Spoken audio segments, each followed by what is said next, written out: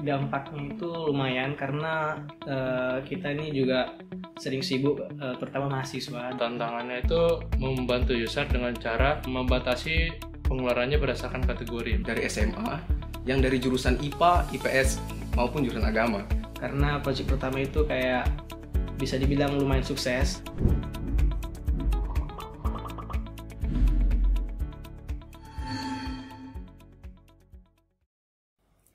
Halo semuanya, udah pada tahu belum? Kalau di Poli Batam punya program studi keren loh, yaitu Program Studi Teknologi Rekayasa Perangkat Lunak.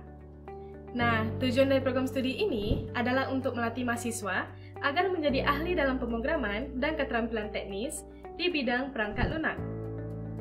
Saat ini, kita mau nampilin nih 3 produk website dari Project Based Learning buatan mahasiswa Prodi TPL. Yuk, kita kenalan dulu sama mereka. Mungkin sebelum kita mulai, kamu bisa memperkenalkan diri kamu dulu dan aplikasi website yang udah tim kalian buat.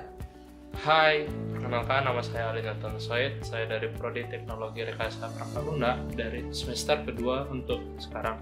Aplikasi yang kami bangun itu aplikasi Tracker Money.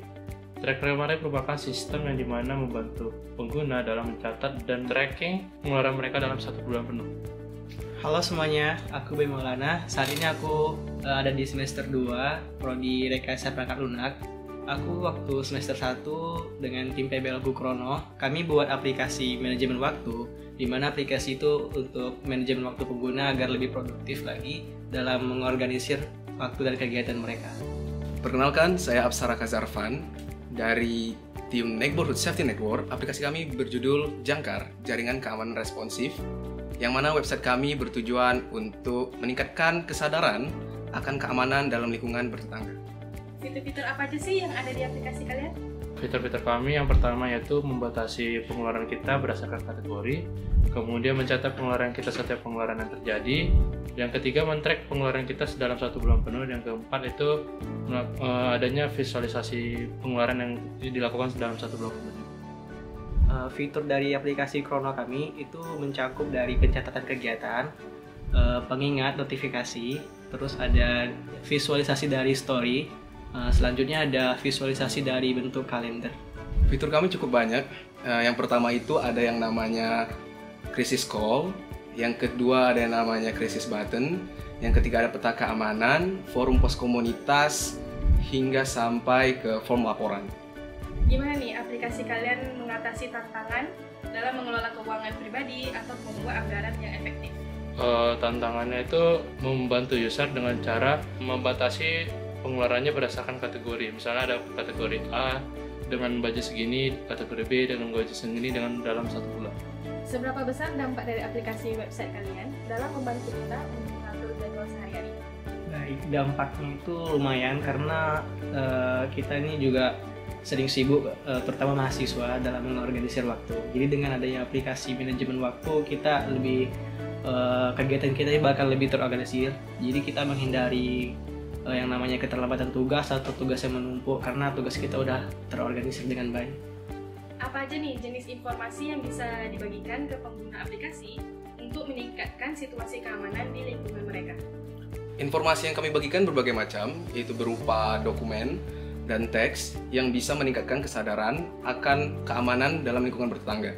Seperti di mana di form laporan terdapat aduan dari masyarakat ke petugas keamanan agar lingkungan tetangga dapat diamankan lebih lanjut. Tantangan apa aja nih yang kalian alami pas pembuatan websitenya? Tantangan kami hadapi itu pertama dari personal kami sendiri. Kami berasal dari latar belakang yang cukup beragam, dari SMA, yang dari jurusan IPA, IPS, maupun jurusan agama. Jadi kami mendapati tantangan yaitu buta kayu dalam menghadapi program-program komputer. Pastinya karena project pertama kali itu harus belajar lebih banyak lagi buat kerjaan projectnya. Terus anggota kelompok kami itu kurang 1 di tengah perjalanan, jadi kayak mendadak. Jadi kami harus kayak sinkronisasi lagi sama-sama buat ngerjain PPL. Nah, jadi gimana tuh cara kalian mengatasi masalah yang udah kalian hadapi?